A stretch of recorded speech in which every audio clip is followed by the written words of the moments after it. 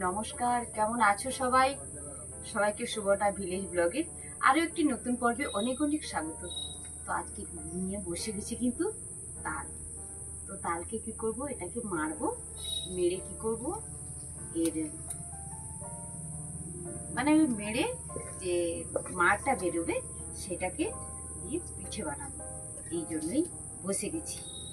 এই জন্য কি করেছি, প্রথমে এটাকে তুলে নিই, তারপরে এটাকে ছাড়াবো।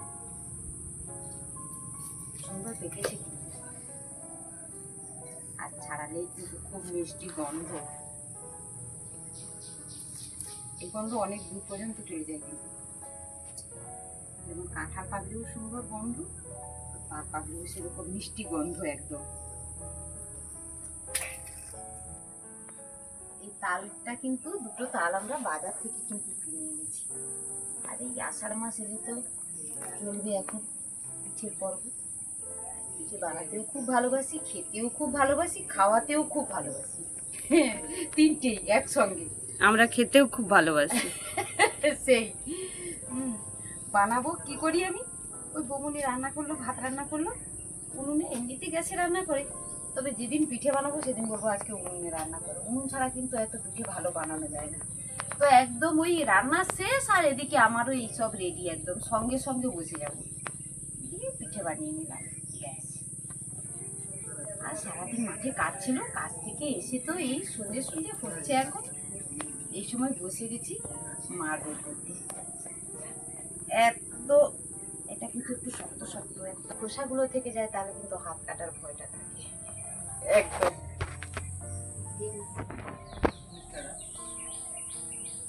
একটু ভালো পাকলে মাটা বের করতেও ভালো হয়, খুব তাড়াতাড়ি মাটা বেরিয়ে যায়, এত কষ্ট হয়। হ্যাঁ, এটা একটু কম পেকেছি, এই জন্য ছাড়ছে না খুব তাড়াতাড়ি।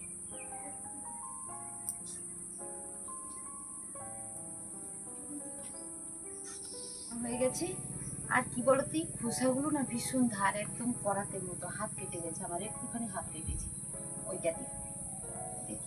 কটা করে বীজ আছে, তিনটে করে থাকে, আবার অনেকটাতে কি হয় ভুল থাকে।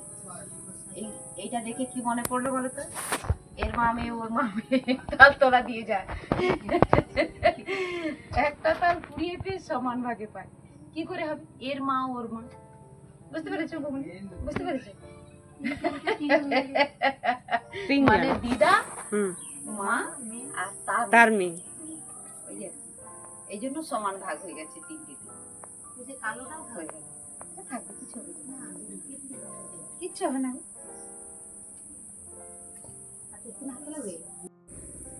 এবারে আঁটিগুলোকে কি করছি, একটু জলের মধ্যে ফেলেছি, দিয়ে একটুখানি চটকে নেবো, নরম করে নেবো।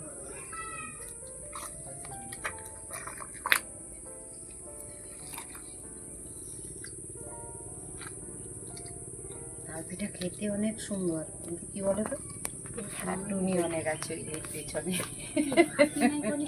অনেক।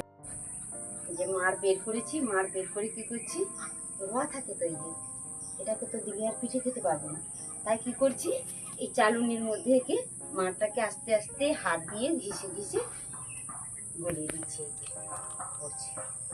একটু মোটা করে বের করেছি মারটা, এই জন্য আস্তে আস্তে করছি, আর গড়াতেও একটু সময় লাগছে।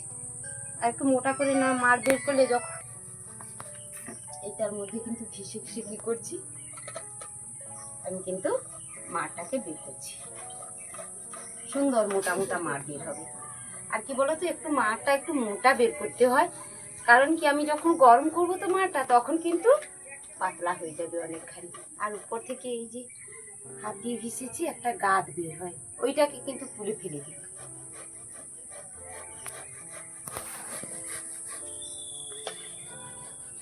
কি মজা বলো, আর চারিদিকে একদম কিসের গন্ধ বেরোচ্ছে, হ্যাঁ, তালের গন্ধ চারিদিকে একদম ছড়িয়ে পড়েছে।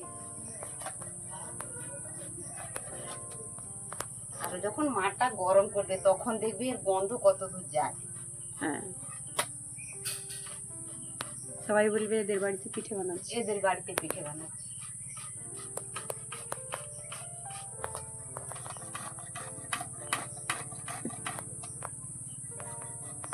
এইভাবে কিন্তু তৈরি করব, তারপরে মাটাকে এভাবে ছাঁকবো, ছেঁকে তারপর কিন্তু গরম করবো। করেছি বলো তো, এই যে আতপ চাল ভিজিয়ে রেখেছিলাম, আতপ চালটা ভিজে গেছে। তো ভেজা চালটা এখন কি করছি, এই যে চালের গুঁড়ি তৈরি করে নিচ্ছি। আতপ চাল ছাড়া কিন্তু তাল পিঠে হবে না। আর একদম সুন্দর, এটা জল দিয়ে ঝাড়িয়ে নিতে হবে, তাহলে ঝরঝরে হবে চালটা। তারপরেই কিন্তু চালটাকে মিক্সার গ্রাইন্ডারে গুঁড়ো করে নিচ্ছি। দিয়ে এইভাবে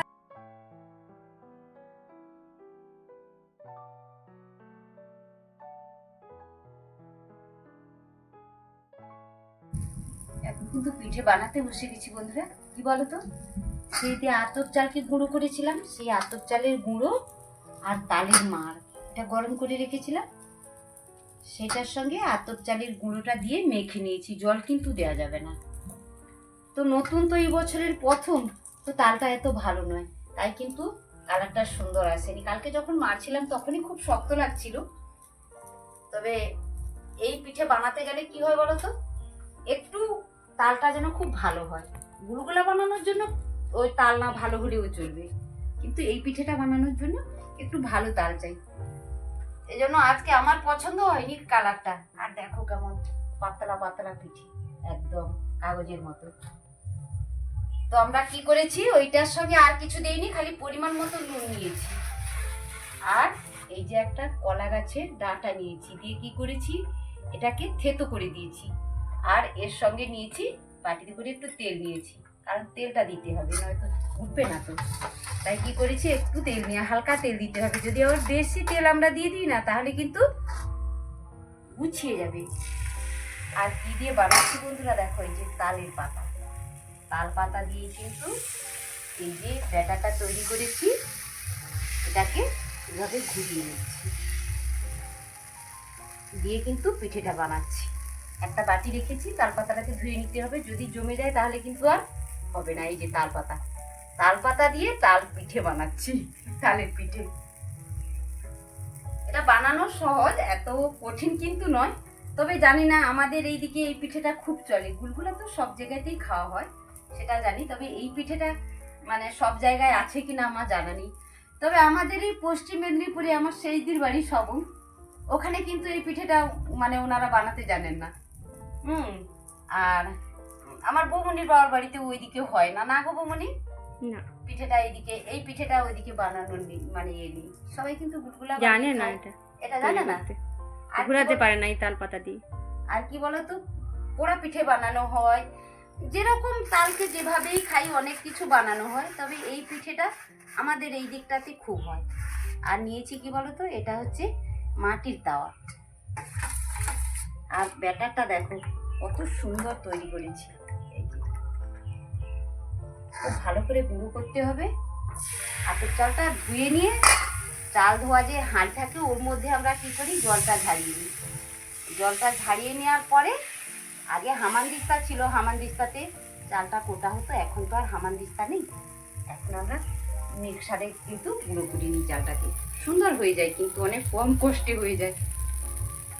এই যে এইভাবেই কিন্তু আমরা পিঠে বানাই।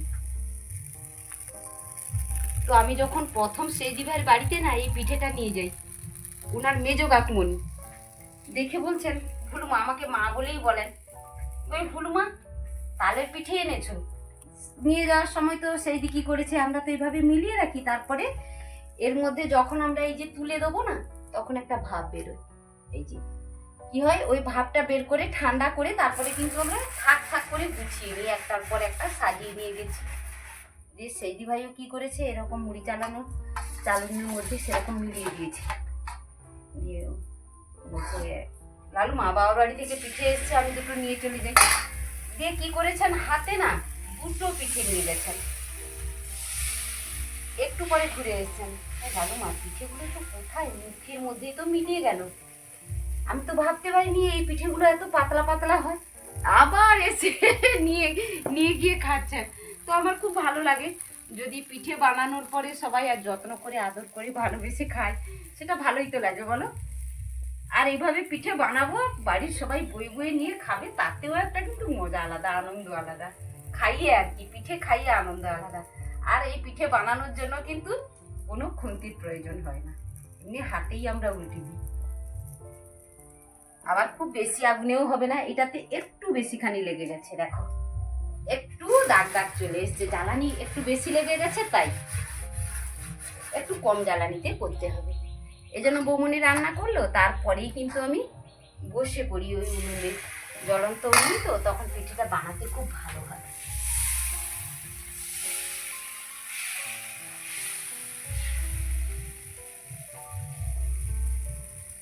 একটা চাপ আছে বলো, ওই বেশি চেপে দিলে তার পাতাটা, তাহলে কিন্তু পুরো গুছিয়ে যাবে পুরো পিঠে গুছিয়ে যাবে, তাহলে কিন্তু আর হবে না। ঘোরানোটাই একটা টিপ আর কি। আর একদম গোল গোল শেপ আছে, সুন্দর। আর খেতে হবে কিন্তু গরম দুধ আর গুড় দিয়ে, ঝোলা গুড়, খুব ভালো লাগে খেতে। এখন তো আর ননের গুড় পাবো না, এখন আখের গুড় দিয়েই খেতে হবে। কোনো খন্তির প্রয়োজন হয় না। এই যে উল্টে দিলাম দুদিকে, তাহলে কি হবে, একটু রসটা টেনে যাবে, পিঠেটা থাকবে ভালো। আজকে বানাচ্ছি, আগামী কাল পর্যন্ত আমরা খেতে পারবো। আর তেলটা সবসময়ই কম দিতে হবে, একটুখানি, না দিয়ে নয় আর কি, ওই রকম।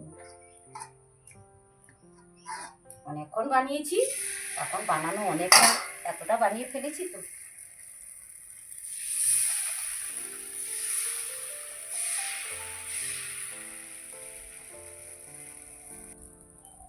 বন্ধুরা, আমি তো এইভাবে পিঠেটা বানাচ্ছি, আমার বন্ধুরা কি এইভাবে পিঠে বানাতে জানলে আমাকে অবশ্যই জানিও কিন্তু। তো বানানোর পরে সবাইকে খেতে দেবো, এখন বানানো কমপ্লিট করি। একদম এই যে হাতে উঠে যাচ্ছে, একদম কোনো কষ্ট নেই কিন্তু। আসলে জানি না, হয়তো প্র্যাকটিস করে করে হয়তো হয়ে গেছে। তো এই বছরের আমরা প্রথম বানালাম কিন্তু আজকে। তো এখন চলবে আমাদের পিঠে বানানো। সবাই খেতে খুব ভালোবাসি, বিশেষ করে আমার ভাই এই পিঠেটা খেতে ভালোবাসে, ও তো তেল একটু কম খায়, ভীষণ ভালোবাসে এই পিঠে খেতে। আবার ময়ূক আছে, ময়ূক কিন্তু আবার গুলগুলা না বানিয়ে দিলে ময়ূক এই পিঠেটা খেতে চায় না। এখন বাচ্চা ছেলে তো, মন মন পিঠে, কখন আবার ভালো লেগে যায়, কখন আবার খেয়ে নেয়। তবে আমাদের খুব ভালো লাগে খেতে। রোয়া হচ্ছে কিন্তু বর্ষাকাল তো, তাই। আর বন্ধুরা, এই তাল পিঠে বানাতে বানাতে আমার কিন্তু একটা মানে আবৃত্তির কিছুটা অংশ মনে পড়ে গেল। কি বলতো, এই যে না পাঠানো চিঠি, কবি সুনীল গঙ্গোপাধ্যায় লেখনীতে ওই একটুখানি জায়গায় মানে উনি লিখেছেন, জোরে হাওয়া দিলে তাল গাছের পাতা সরসর করে, ঠিক বৃষ্টির মতো শব্দ হয়। এই ভাদ্র মাসে তাল পাকে আর ঠিপ ঠিপ করে তাল পড়ে। বাড়ির তাল গাছ দুটো ভালো আছে তো। কালু তালের বড়া খেতে বড় ভালোবাসি, তেলের খুব দাম জানি, তুই একদিন বানিয়ে দিও। তাল পিঠে বানাতে বানাতে আমার এই অংশটা মনে পড়ে যাচ্ছে। আর ওই না পাঠানো চিঠি পড়লে, আমি জানি না আমার কেন, মানে পড়লেই আমার ভীষণ, শেষটাতে যখন যাবো ভীষণ চোখে জল এসে যায় ওই না পাঠানো চিঠি পড়তে গেলে। তবুও পড়ি কিন্তু খুব ভালো লাগে।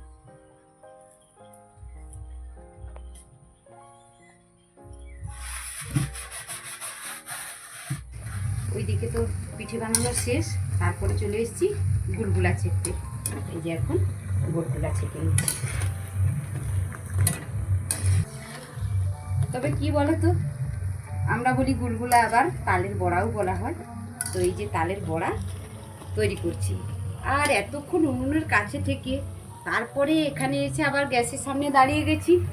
কি বলো তো, এত বৃষ্টি হচ্ছে তবুও ভীষণ গরম, একটু মানে কি বলবো, সরে যাওয়া যাচ্ছে না আর কি। তবুও গরম সহ্য করে তো রান্না করতে হবে, রান্নার কাছে তো আর ফ্যান চাইলে হবে না সেই।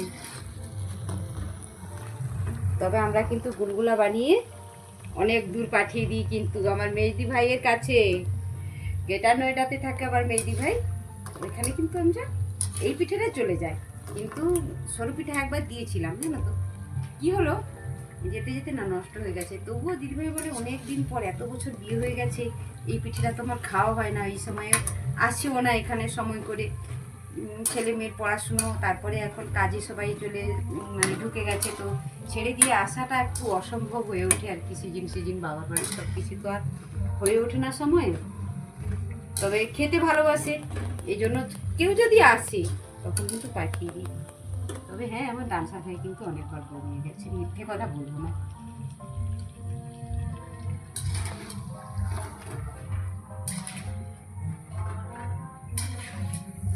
আর জানো তো বন্ধুরা, এখানে পাশের বাড়িতে বিয়ে হচ্ছে, আর আমার ভিডিও বানাতে ভীষণ কষ্ট হচ্ছে গো। সকালবেলা ওই যখন চালের গুঁড়ো করছিলাম, তখন কি বলতো, ওই একটু সময়ের জন্য মানে একটা গান শেষ হয়েছে, আবার একটা গান শুরু হবে, ওইটুকু মুহূর্তের মধ্যে তাড়াতাড়ি করে কথাটা বলে নেওয়া। এই জন্যই মাইক তো একদম বন্ধ হচ্ছে না, খুব জোরে সাউন্ডে মাইক চলছে, বক্স বাজছে। কি করি এখন, কি করে ভিডিও বানাই? কষ্ট হয়, এটা গান চলে আসে তো কপিরাইটে পড়ে যাবে, এটাই ভয় লাগে।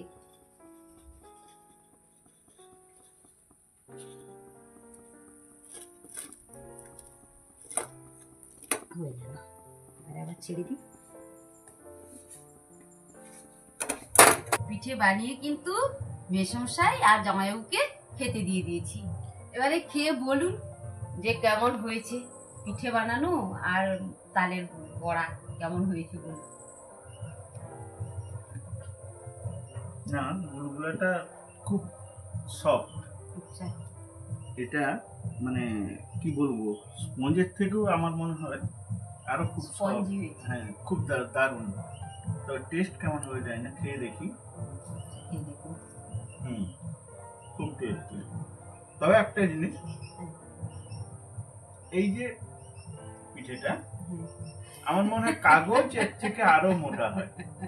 হ্যাঁ, রিয়েলি কাগজটা আর থেকে আরো মোটা। এত সুন্দর বানিয়েছো। তো আমি জানি তো তোমাকে আমার বাড়িতে সব সময় কাকু, আমার বাবা তোমাকে সব সময় ডাকে, বুলুমা একবার আসো না আমাদের বাড়িতে, একবার বানিয়ে দিয়ে যাও। যদিও প্রত্যেক বছর বাড়িতে আমার মানে কিছু পৌঁছে যায়, তাদের তো আর 2-4টা খেয়ে মন ভরে না। এগুলো 10-20টা 50টা, আমাকে তো 50 পিস দিলে কোনো ব্যাপার না। এ তো কোথায়, এ তো এইটুকু এক গালে থেকে যাবে। সফটি ওষুধ হয়, এত চাল কিন্তু একদম সফটি হয়। আর এর সঙ্গে কি নিতে হবে, এই যে গুড়, দুধ আর এই পিঠে, একদম খেতে খুব ভালো লাগে, খুব মজা লাগে খেতে। তো জামাইবাবু 50টা খাবেন বলেছেন, তো এরকম অনেকেই আছেন কিন্তু যে অনেক এই পিঠেটা অনেক খেতে পারেন। আমাদের বাড়িতে যে নিমাই ভাই আছে, 30 পিস 40 পিস হলে হবে, নয়তো হবে না, আগে তুলে রেখে দিতে হয় তার জন্য। এতই খেতে পারে আর কি। মেসমশাই, আপনি খেয়ে বলুন। হ্যাঁ, আমি খাচ্ছি। মোটামুটি যে এইটা যে বানাইছেন, হ্যাঁ, এত সুন্দর করে বানাইছেন, মানে আমি নরম, আমরা খেয়ে অনুভব করেছি, খুব সুন্দর স্বাদও হয়েছে, নরমও হয়েছে। আমার পক্ষে খাওয়াটা বেশ সুন্দরজনক, কারণ আমার তো দাঁত বেশি নেই, যার ফলে খেতে সুন্দর। আর এই যে পিঠেটি বানিয়েছে, সত্যিকারের এত হাতজোর, তবে কল্পনা করা যায় না। এইটা দেখছেন এত পাতলা, এই যে জামাইবাবু বলেছেন, হ্যাঁ, জামাইবাবু একটু আগে বলেছেন যে কাগজের চেয়েও পাতলা। তবে ইনার এত এইসব পিঠে বানাবার হাতজোর, প্রায় বছরে আমার বাড়িতেও যায়, আমরা খেয়ে এত তৃপ্তি পাই, সে বলা মুশকিল। খুব ভালো লাগে। তো এটা আমি খাচ্ছি, তো আমরা হয়তো বয়স হয়েছে, বেশি খেতে পারবো না। আমার 50 পিস কোনো ব্যাপার নয়, এটা তো এদিক থেকে ওদিক এবারে স্পষ্ট দেখা যায়। আপনারা যুবক বয়সে অনেকটা খেতে পারবেন, আমাদের বয়স হয়েছে, আমরা কি 6-8টা এরকমটা দুধ দিয়ে খেতে পারি আর কি। না, দুধ গুড় হলে হ্যাঁ, 50 পিস কোনো ব্যাপার না। আমার ভালো লাগছে যে খেয়ে ভালো লাগছে, খেতে পারছেন, এটা আমার খুব ভালো লাগছে শুনে। সুন্দর সুন্দর বানাইছেন, সুন্দর যে মার হাত জস, এটা কল্পনা বাইরে। জামাইবাবু, আপনার কোথায় যে সুগার, যে এটা সুগার ফ্রি গুড়, এই গুড়টা সুগার ফ্রি। তবে না, চিনি খেলে আলাদা কথা, তবে গুড় খেলে কিন্তু সাইড এফেক্ট হ্যাঁ, নেই। গুড় কিন্তু একটা খাওয়া জিনিস যায়। মনে রাখবে, গুড়ের মধ্যে যদি বিষধর সাপও পড়ে যায়, টিকটিকিও পড়ে মরে যায়, সে গুড় খেলে মানুষের কিছু হয় না। এটা কিন্তু আমার জানা ছিল না। হ্যাঁ, দেখো না গুড়ের মধ্যে কত সাপ মরে পচে পড়ে আছে, হুম। টিকটিকি পড়ে আছে, সেটাকে ফেলে দিয়ে সেই গুড় তো বিক্রি করছে, কেউ মারা গেছে শুনেছো? ওই গুড় না, খেয়ে ও জানা ছিল না। তবে এবারের গুড়টা খুব সুন্দর। গুড় না ভালো হলে আবার খেতে পারি না, আমি দেখে খাই যে গুড়টা ভালো এসছে কিনা। তো চোখে তো তবে ভুলু, ও হ্যাঁ, চ্যানেলে তো সবাই সুপর্ণা হিসেবেই চেনে, হ্যাঁ, তবে একে আমরা আদরে ছোটবেলা থেকে ভুলু ভুলু বলেই ডাকি। বাবা মাও ডাকতেন। তো গুরু নাম দেওয়ার পিছনে কারণটা জানেন? না, আমি ছোটবেলায় কথা বলতে পারতাম না, অনেক মানে বেশি বয়সে গিয়ে কথা বলেছি, এই জন্য নামটা হচ্ছে ভুলু। আর সেহনি ভাইয়ের নাম লালু কেন? ও একদম লাল ছিল জন্মের সময়, এই জন্য লালু। লালুর পরে আমি যখন কথা বলতে পারলাম না ভুলু, এই জন্য লালু বলি। অনেকে মানে সবাই তো চ্যানেলে সুবর্ণা বলে জানে, তো এর ডাক নাম ভুলু, তো তাই আমি ভুলু বলেই ডাকছি। তবে সত্যি সত্যি এরা মানে দেখতেও যেমন লাগে পিঠেটা, এদিক থেকে ওদিক ও পাড়ে কি আছে দেখা যাবে, আর খেতেও সত্যি সুস্বাদু, খুব সুন্দর বানিয়েছে। এই যেমন ভোলা মা বলছেন, তবে এই আদরে বাবা মাও ডাকে এবং পার্শ্ববর্তী নিশ্চয়ই, নিশ্চয়ই। পাড়া প্রতিবেশীর মধ্যেও হ্যাঁ। সেও আদর করে। হ্যাঁ। আর না, আমাকে আবার একজন কাকু আছেন আর একজন আমার মানে পেশা উনি ছিলেন, তিনি গত হয়ে গেছেন, আমাকে কিন্তু ভুলু বলেও ডাকতেন, আমাকে হাউড়ি বলে ডাকতেন। হ্যাঁ, এখনো একজন আমার স্বপন কাকু আছেন, এখনো আমাকে হাউড়ি বলেই ডাকেন, যেখানেই দেখা হোক। তো কিছু ব্যাপার নেই, যে যার ভালোবাসার নাম ভালোবেসে ডাকে, তাতে কোনো ভালোবেসে অসুবিধা নেই। ডাকে আর আদর ও যত্ন হ্যাঁ, করে। নিশ্চয়ই আদর ভালোবাসেন বলে যত্নে তাই ডাকেন। স্নেহ ভালোবাসা এটি হচ্ছে সব থেকে মূল্যবান। সব থেকে মূল। না মেশবাবু, এই তো তাজার সিজন এসে গেছে, হ্যাঁ। আমার বাবা কাকু এদের 85-86 বছর বয়স হয়ে গেছে, একটা বার হলে এই ভুলুর নামটা আসবে। যখনই তাল দেখবে, তালটা কিনে নিয়ে গেলে ভুলু মাকে যদি ডাকতাম, তো কি সুন্দর পিঠাগুলো বানিয়ে দিত। একবার বানানো হচ্ছে, আমি পৌঁছে গেছি, সঙ্গে সঙ্গে মেজো মেশাই আমাকে হাত ধরে আগে টেনে নিয়ে গেছেন, বলে তোমরা কেউ বানাতে পারবে না, আর হচ্ছে আমি বানাবো, ভুলুকে ছেড়ে দাও, ভুলু বানাবে, তোমরা কেউ বানাতে পারবে না। যায়। খুব সুন্দর তারা খেয়ে তৃপ্তি অনুভব করে। ওই যে বলেছিলাম ওই দিকটাতে এই পিঠে বানানোর চল নেই, তাই এখান থেকে আমি বানিয়ে দিই প্রত্যেক বছরই। হয়তো 2-3 বার পারি না, একবার হলেও বানিয়ে দিই। সে হোক, কিন্তু যারা আমার ওখানে আমার যে জ্ঞাতিবর্গ রয়েছে হ্যাঁ, তারা দেখে এবং এর কিভাবে যে বানানোটা তারা দেখেও এটা শিখতে পারে না, কারণ এই জন্য বৌমনি ওই যে তাল যখন পাতা গেছিল, দিয়ে হ্যাঁ। ঘুরায়, এই কিন্তু ঘুরানোটা তো সবাই পারে না। এটা সবাই পারে না, কিন্তু তারা অনেকবার চেষ্টা করে কিন্তু এরকম বানাতে পারে না। ওই বলু, বৌমনি তো বলেছিলেন এই জন্য। কিছু শিষ্য তুল। বৌমনি খুব ভালো বানায়, আমার থেকেও ভালো বানায়, শিখে গেছি। আমার থেকেও মেসমশাই, হুম। আপনার মেয়ে আরো খুব ভালো বানায়। তবে আমার বৌমা সব দিকে বেশ আছে, হ্যাঁ, এইগুলা বানাতে চেষ্টা করে। ও সোনালি, হ্যাঁ, তার আগ্রহ প্রচুর এবং নেশাও প্রচুর, কিন্তু মেশবাবু আমার থালা পরিষ্কার। না বলেছিল, এতটা বলে আমি এখন- চেষ্টা করেছিলাম কিন্তু বানাতে পারি পারি না।